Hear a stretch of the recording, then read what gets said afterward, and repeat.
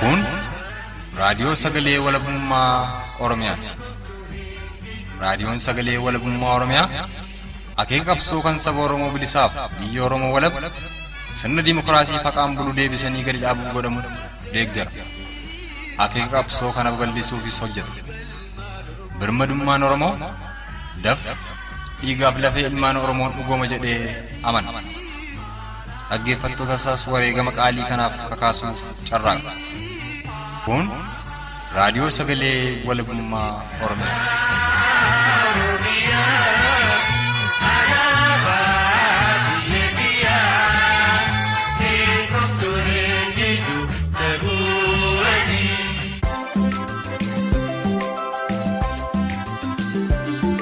Kun sagantaa raadiyoo sagalee walabummaa Oromiyaa kibxataa gayya bultii 18 bara 2020ti. Ijoolleen muummeffannaa kurfii keenya guyyaa har'aa immoo tarkaanfilee boonsoo waraana bilisummaa Oromoo WBO'n dhiyeenya kana lixaa Oromiyaa keessatti fudhatamaa jiruu fi haala waliigalaa siyaanaa Oromoo fi Oromiyaan keessa jiran irratti marii miseensa qeerroo bilisummaa Oromoo lixa Oromiyaa tokko waliin qabaanne dabalatee gudeeddaa shamarran Oromoo 6 ta'an kanneen umuriin isaanii 11-16 gidduu jiru irratti loltoota mootummaa kuleeffataa Impaayera Itiyoophiyaa Koloneel Abiyyiin durfamaniin konyaa Gujii Ba'aa Onagooroo Doolaa keessatti dilbata halkan raawwate qoratuuf gamasitti bilbilee maatii ijoollee gudeedamtee keessaa nama tokkorraa odeessa guutuu argannee fi gara maayii kurfii keenyaa irrattis cuunfaa warraaqsa galaana uummataa fi tarkaanfilee ammeenyaa qaamota mootummaa kuleeffataa Impaayera Itiyoophiyaan gidduu kana qeerroof qarree bilisummaa Oromoo irratti fudhatamaa jirus kan isiniif dhiyeessinu ta'a. Turtiin keessan aga xumura kurfii keenyaatti nu faana ta'uuf kan isaan hawwatuu fi saganticha kan isiniif dhiyeessu ana xiiqii dhugaasaatii nu faana ta'a isaniin jechaa tuman jalqaba irratti gochaalee ammeenyaa konya Gujii Ba'aa Onagooroo Doolaa keessatti dhalate kan Oromtittii tokkorraa odeeffanne isiniif dhiyeessuun saganticha saaqqannaa itti dhiyaadha.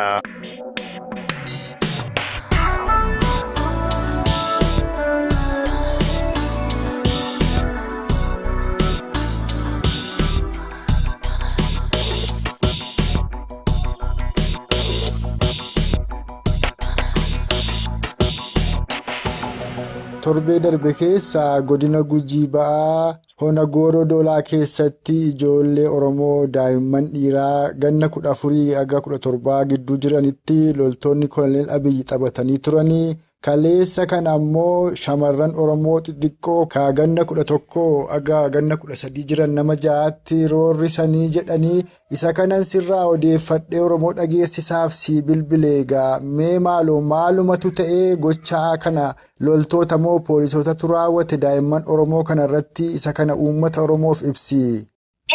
Fuudhee akkanuma godina Sahaanaa Goronaa ganda qaraaroo irra gochi kuni beekee akkuma isaan kun afmadhaan kana raawwatame akkasuma shamarran mana hidhaa keessaa halkan sa'aatii 5 gadi baasanii gudeeddaa irra raawwatanii. Federaal poolisii yookaan immoo raayyaa ittisa biyyaa jedhan sana moo poolisoota humna addaa amma kan kana tolchu kun? Poolisoota humna addaa Oromiyaa kan jedhan. Tole. Fakkeenyaaf shamarran gudeeddaman sun maqaa keenii himaa qabadha. Ayyee natti mimee. Shurrubbee Abarrii Adulaa umurii 11. Ayyee Kabiraanoo. Direettis Raajibboraa umurii 12. Tole. Dursituu Arabiyyuu Dhugoo umurii 16. Tole. Qexeexee Canaa Qilxaa umurii 17. Tole. Marbiyaa Xayyibii Seeraa umurii 14. Ayyee. Dursituu Dhanqoo Roobaa umurii 14. Ayyee. Shamarran kunoo kana halkan sa'aatii 5 keessatti gudeeddamanii jiranii haga ammaa wali ittuma kufiisaa jirti. Amma ijoollee dubaraa xixiqqoo kana irratti raawwate gaafa sanbata guddaa yookaan dilbata halkanii. Amma daa'imni kun ka hidhaaf geesses miti daa'ima yakka gootes miti attamiif fuudhaniitu mana hidhaa galchan warri kun maal jedhaniitu hidhanii yoomi hidhanii? Sababa beeki shanee deeggartan jedhanii shalee qalladdan jedhanii maatii qabsaa'otaati sababa kanaaniif hidhantee mana hidhaa jirti. Ijoolleen shamarran xixiqqoon kun jaanuu manuma hidhaa jirti ilaa ammaayyuu. Ishii amma beeki lama waan sanirraa dhibanteeyyuu dandamachuu dadhabdee haakimii harkadhu jirti. Godinuma Gujii Ba'aa Hona Gooroo Doolaa magaalaa Haraqallootti yaalamaa jiru. Eenyu fa'aa ammoo rakka malee dhibaman shamarran kun lamaani?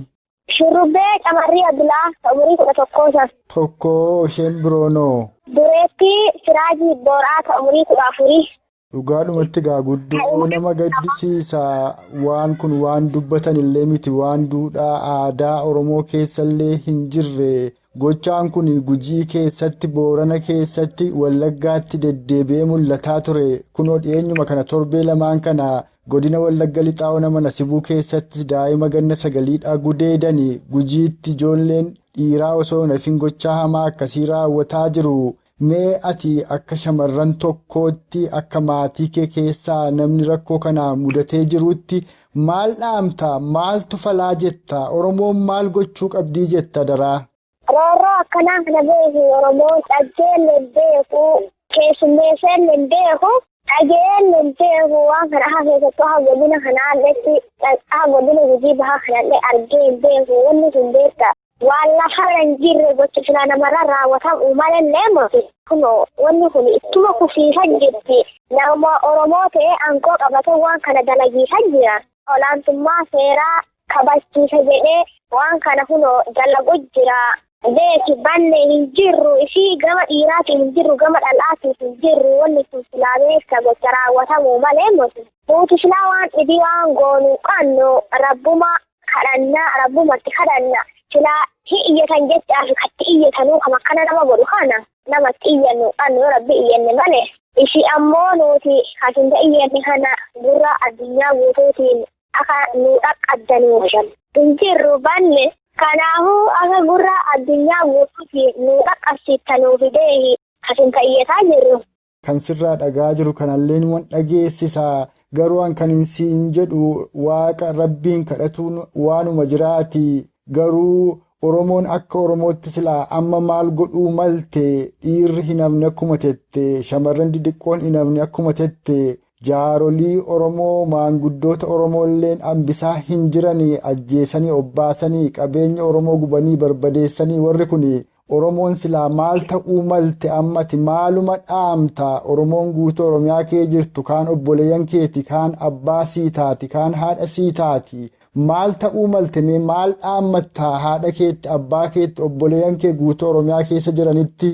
Dhaamsi keenya beekta amma uummata Oromootiin beekta wanni duruu afaan nu dubbisellee nyaa'uma kana gara nu miidhamneefi afaan nu dubbise amma kana uummata Oromooillee akka waan kana nyaadhu akkana nu godhelle beekta amma hayyiin tokko wanni kun galtee jirtiifi kanarraan tokkummaa ta'ee waan jira waan qabuun waan dandeessiseen gara qabsootti tokkummaa ta'ee diqqaa guddaan jenne dhiiraa dhalaan jenne jaarsa jaartii kan jenneen gara qabsootti kaa'uutti maraannaaf uummata Oromooti.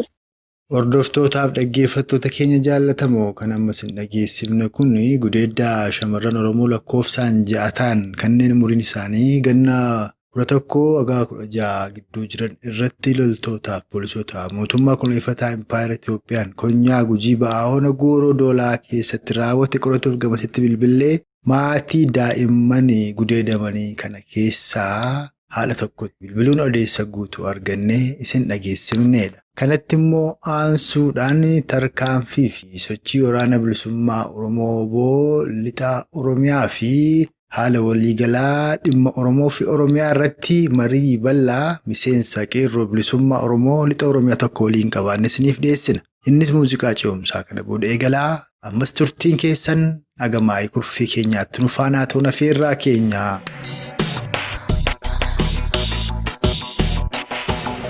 Egaa yeroo garaagaraatti miseensota qeerroo bilisummaa Oromoo kutaalee Oromiyaa hundumaayyuu dhimma qabsoo bilisummaa Oromoo irratti dhimma egeree Oromoo fi Oromiyaa irratti dubbifnee uummata Oromoo dhageessisaa turre karaa raadiyoo sagalee walabummaa Oromiyaa. Egaa akkuma liinuu quba qabnu qabsoo qeerroo fi qarreen waraanni bilisummaa Oromoo boona hawaasni Oromoo bal'aan geggeessee keessumaa 2014-15-18tti deemeetu deebi'ee harka nafxanyaatti kufe ammas warraaqsi itti fufee dhumati jira. Egaati mee attam jira uummanni Oromoo gara lixaa Oromiyaadhaa kun warraaqsi attamitti geggeeffamaa jira?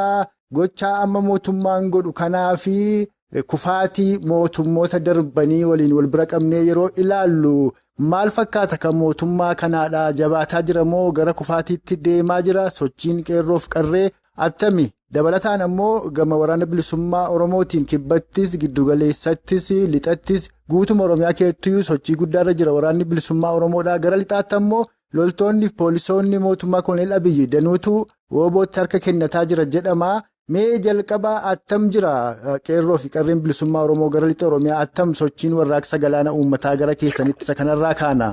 Akkuma uummanni Oromoo biyya keessaa biyya alaa quba qabu uummanni Oromoo ergaa sirna nafxanyaa jalatti jaarraa tokkoof walakkaadhaa ol erga kufee booddee qabsoo ilmaan qaqqaalii wareegama iddootti kafale keessatti amma yeroo dhiyoorraa kaasee jijjiirama gurguddaa gama warraaqsaatiin argisiisaa jiru. Fuuldura keenyattis yeroo darbettis argaati jirra.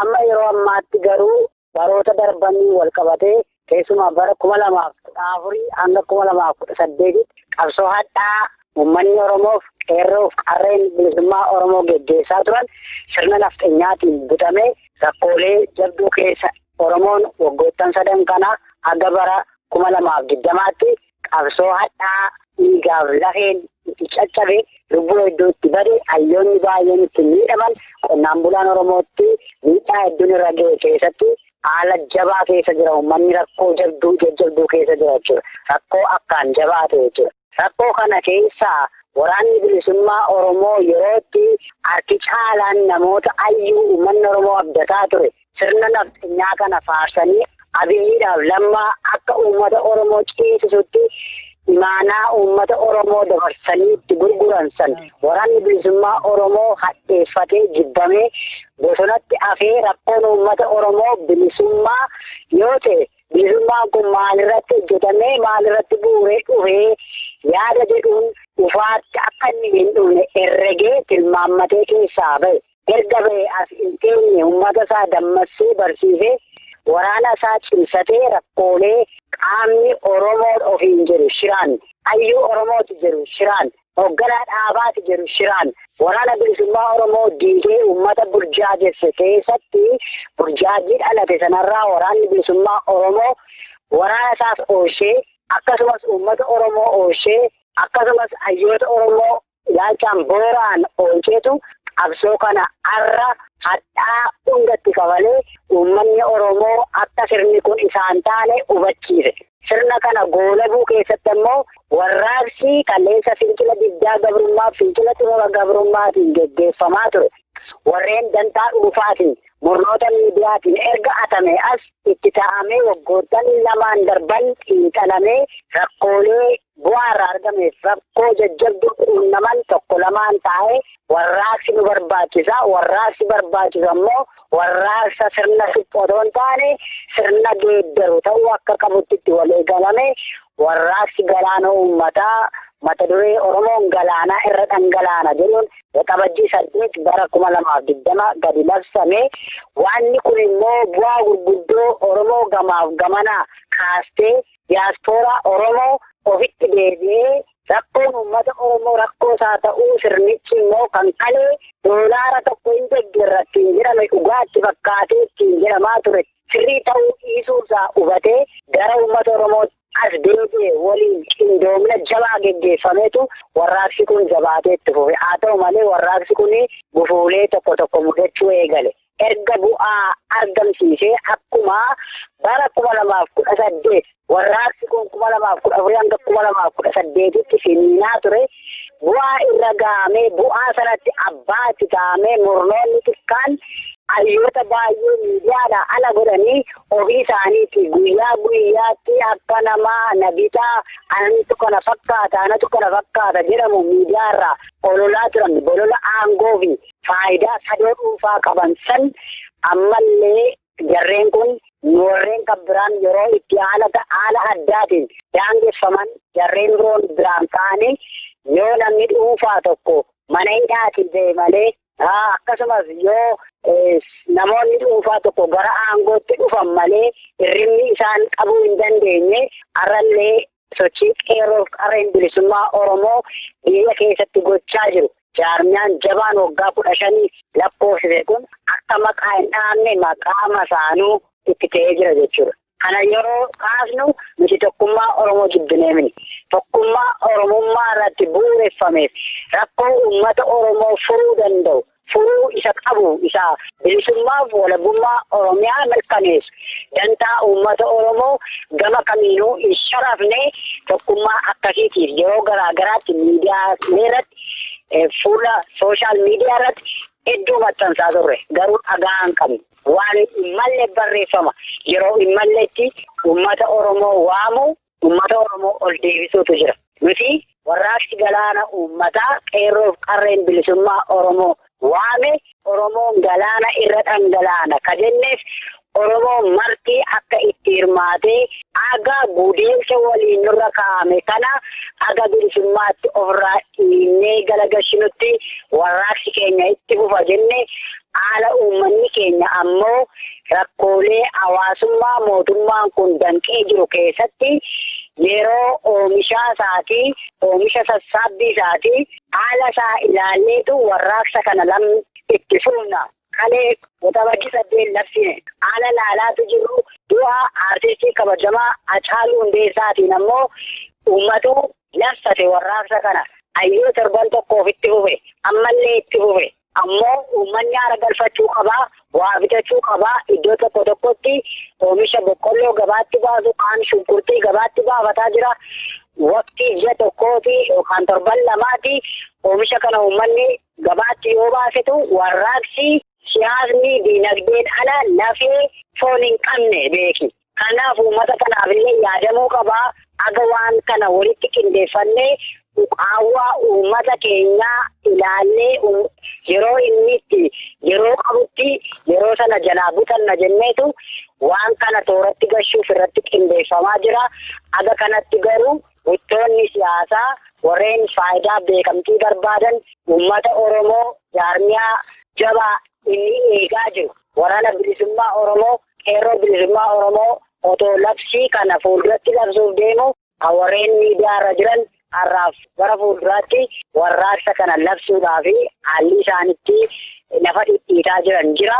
Qeerroon bilisummaa Oromoo kanaa asumaanuu quba akka hin qabne ammoo qeerroon bilisummaa Oromoo kanatti illee akka hin hirmaanne maaliif jennaan tokkummaa diiguu otoo hin taane yeroon kun yeroo itti kaayyoo tokkoof hiriiraa jirru kaayyoon keenyaa kaayyoo waraana bilisummaa Oromoo Oromiyaa mara irratti gadi dhaabanii humna nafteenyaa harka duwwaa uummata Oromoo fixaa jiru kana hidhannee siyaasa hidhannoodhaa fi karaa nagaa biyya keessatti qeerroon bilisummaa Oromoo geggeessu walitti hiinee geggeessina. Akkuma jaalmarroon yeroo bara 2019 onkoloolessa keessaa ani yooboon waan godhu beeka ati qeerroon waan gootu beeki jedhe san gaafa namoonni qeerroo nu jalaa tamsaasan waraanni bilisummaa Oromoo qeerroo ijaare waan beekuuf ati waan gootu beekta jedhe. Kanaaf uummanni Oromoo qeerroon bilisummaa Oromoo biyya keessa jiru allee rakkoolee mudatanii jiran qeerroon hojii jabaa hojjechaa jira. Har'allee sa'aatii barbaadellee karaa cufuu lagannaa gabaa gochisiisuu ni danda'a. Ammoo mataa qabna. Qeerroon mataa alaa hin eenyu. Mataan keenya nuyi biyya keessa jirra. Gaafa nuti waggoottan lamaan darbe akka shiftaatti du'aa turre deemaatii daangaa irratti wal lolaa jedhamaa ture. Dhiiga qulqulluutu dhangala'aa jiru. Abbaa faadii gadi baateetu du'aa jirtu.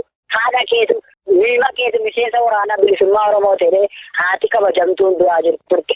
Kanaaf warreen waa maxxansanii daldalaaf oolfatan bukuunsichi hin jirtu. Waggaa lamaan durallee haasahameera dubbanneerra.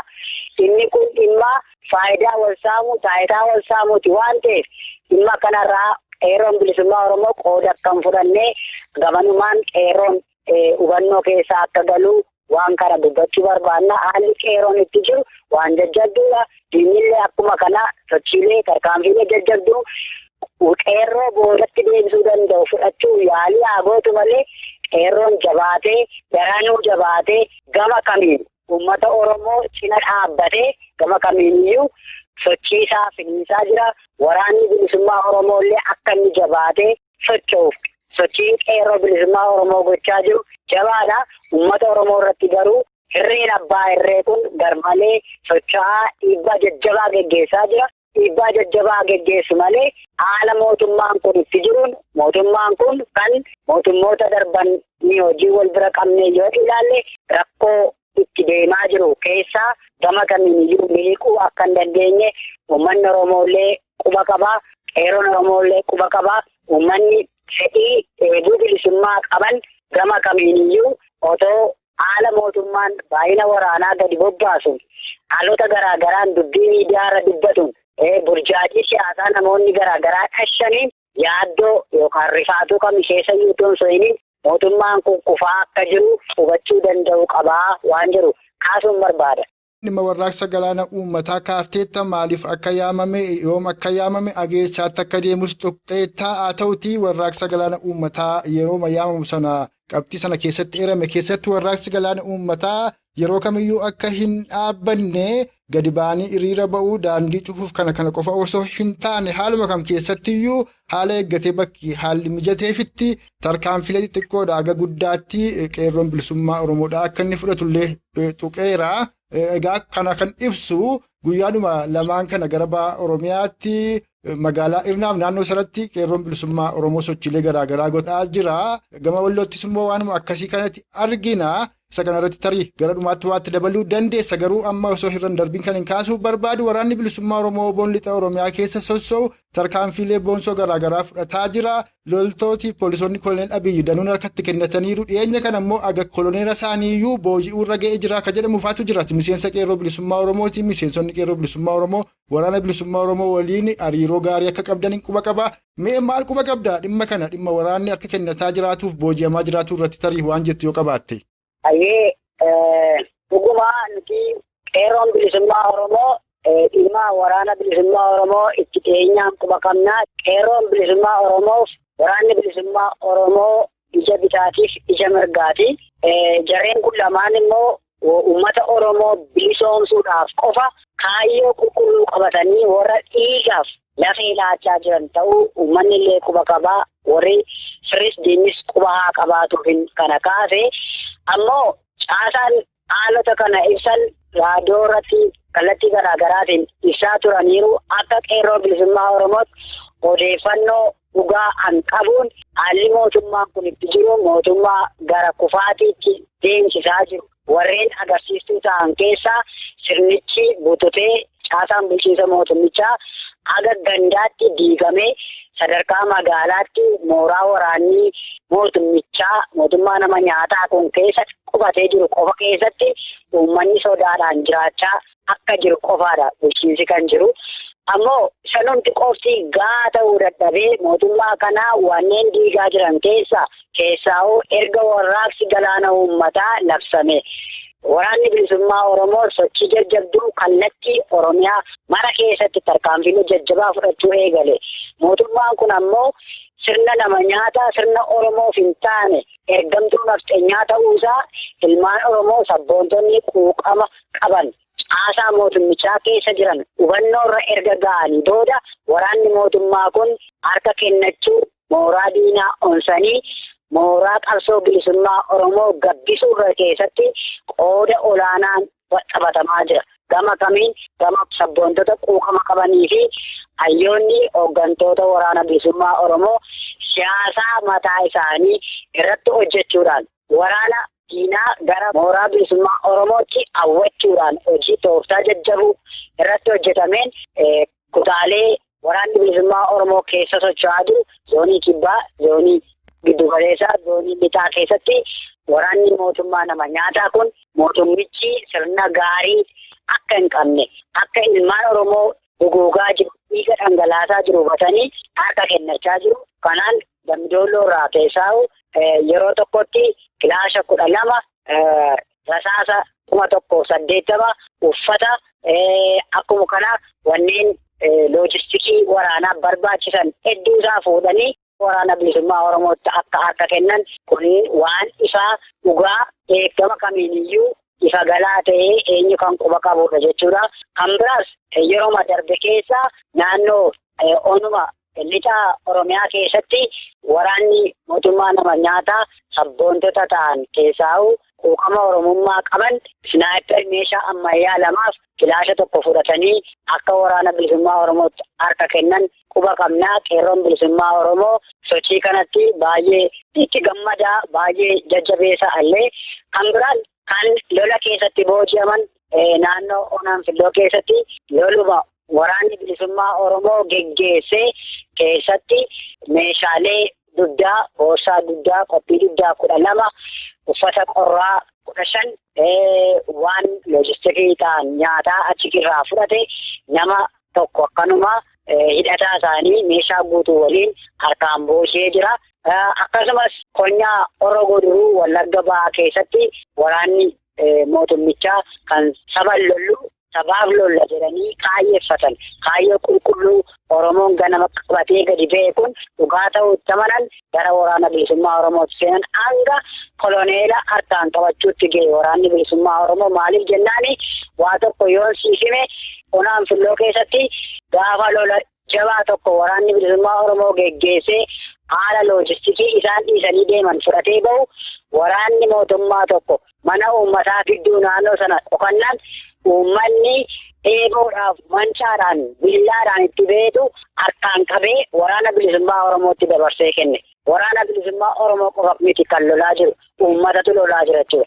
Rasaasa nama sanaa meeshaa nama sanaa osoo hin sodaatin itti yaa'ee harkaan qabee waraana bilisummaa Oromootti dabalataan kenne jechuudha. Kanaaf poolisoota Oromiyaa haa ta'u humna addaa Oromiyaa haa ta'u waraana mootummichi bifa adda addaatiin takka kumaandoo takka maali jedhee gadi bobbaasu keessa meeshaalee ammayyaa meetarayyesii boombii haala kana guuranii yeroo kana keessuma si'aayinaaf shaffisaan gara mooraa qabsoo bilisummaa Oromootti akka isaan namaa jirantu jira. Sanarraa kan ka'e mootummaan rifatee keessa warreen akka humna addaa Oromiyaati jedhanii iddoo gandoota tokko tokko qulsiifamanii jiran irraa snaayiperiidhaa fi meetarayyesii fuuchaa akka jiru asumaan quba qabsiisuu barbaanna. Haala kana gochaa jira sodaa irraa kan ka'e jechuudha.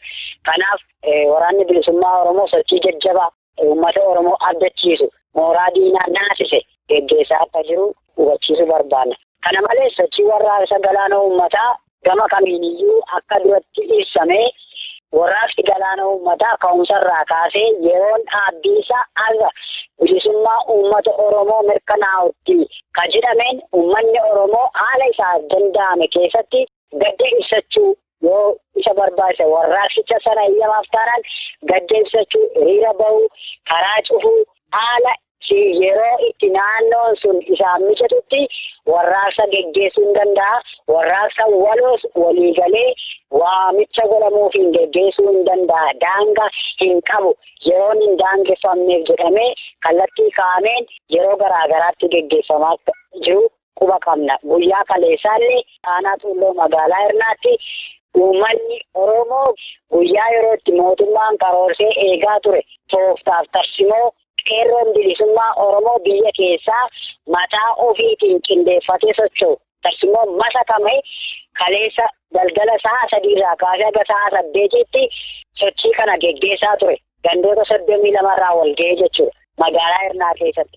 Haalli inni dubbataa ture Oromoon galaanaa warraaqsa galaanaa uummata kana geggeessuudhaan bilisummaa Oromoo saffisiisu kan hidhamee jiru hayyoonni Oromoo akkasumas hooggantoonni dhaabaa ilmaan Oromoo qaqqaaliin waa tokko malee maqaa qabsoo dhugaa geggeessaa jiru qofaa fi hidhaman hundumtuu aga hiikamanitti yoo nu hiitan kan sirrii wajjin nu hiitan aga hooggantoota dhaabichaa uummata Oromoo kaleessa waa tokko malee siyaasaaf hiitan biratti nu hiitu sodaa hin qabnu. Yoo nu ajjeessanis immoo daandii kaleessa uummanni Oromoo wareegamtoonni Oromoo mirga dhugaatiin mirga abbaa biyyummaatiif lafee isaanii cabsanii dhiiga isaanii dhangalaasanii akkuma kanallee lubbuu qaalii deebiin qabnee itti laatan daandii sana irratti nu ajjeessu waan ta'eef filannoon kun lamaaniyyuu filannoo keenyaa waan wasoraan nu qabnu jedhanii diinni osoo dhokaasu diina fuuldura dhaabbatanii geggeessaa turan. Oromiyaa kaabaa Walloo keessatti illee akkuma kana fincilli jabaan geggeeffame ergaan dhaawamte ergaa jabduu aga warraaqsi uummatichaa Oromoon galaana irra dhangalaana jiru aga goolabamee bilisummaa Oromoo dhufutti qabsoon keenya dhaabbatu. Walumaa galatti uummanni Oromoo gama kamiiniyyuu sa'aatii ammaa kan inni eeggachaa jiru beekees kan waliin socho'aa jiru waraana bilisummaa Oromooti. Kanaaf qeerroof qarreen bilisummaa Oromoof uummanni Oromoo abdii jabaa waraana bilisummaa Oromoo irra kaa'ee jiru. Kanaaf biyya keessaa biyya alaatti hawaasni Oromoo isa kana jabeeffachuu qaba. Warraaqsi galaana uummataa waraana bilisummaa Oromootiin faana socho'aa jiru akka inni galma ga'uuf tumsa jajjabaa qeerroon bilisummaa Oromoof Oromoon biyya alaa biyya keessaa akka godhu gadi jabeeffannee dhaammannaa fayyaa ta'ee horii bulii deeban. Gaaruma gaa hordoftootaaf dhaggeeffattoota keenya jaallatamoo kan amma isarratti sin dhageessifne kun tarkaanfiilee fi sochii waraana bilisummaa Oromoo lixa Oromiyaa akkasumas haala waliigalaa adeemsa qabsoo bilisummaa Oromoo irratti marii miseensa qeerroo bilisummaa Oromoo lixa Oromiyaa waliin qabaanne isiniif dhiyeessineedha. Akka waliigalaatti sagantaa keenya guyyaa har'aatiin gudiddaa konyaa Gujii Baa'oona Gooroo Doolaa keessatti shamarran Oromoo lakkoofsaan 6 ta'an irratti raawwatee fi dhimma sochiif tarkaanfii waraana bilisummaa Oromoo lixa Oromiyaa keessa sossoo'uu fi haala waliigalaa adeemsa qabsoo bilisummaa Oromoo irratti marii bal'aa miseensa qeerroo bilisummaa Oromoo lixa Oromiyaa tokko waliin qabaanne isiniif dhiyeessaa ammaan baanee jirra. Baratti ammoo warraaqsi galaana uummataa akka guutuu Oromiyaatti waxabajjii bultii 8 bara 2020tti qeerroo bilisummaa Oromootiin yaamame bifa garaagaraan geggeeffamaa akka turee fi ammas ka jiru guyyaa lamaan kan ammoo bifa adda ta'een guutuu Oromiyaa keessatti ka geggeeffamaa jiru warraaqsa kanas dhaamsuu fi loltoonni fi poolisoonni mootummaa kuneeffataa Impaayera Itiyoophiyaa akkuma amaleeffatan bakkayyuuttuu qeerroo fi qarree bilisummaa Oromootti dhukaasanii ajjeesaa jiru. Hidhaa jiru manadhaa keessaas gadi baasanii ajjeesanii raasaatti gataa jiru. Kanaaf uummanni Oromoo bal'aan warraaqsicha qeerroo fi qarree bilisummaa Oromoo qofatti dhiisoo osoo hin taane akkuma kanaan dura waan danda'een gadi ba'ee ijoollee isaa akka gargaaru dhaammatu jaallanna. Warraaqsa guyyaa 2-3 kana geggeeffame keessattis magaalaa Awwadaayii Galamsoo, magaalaa Hirnaa akkasumas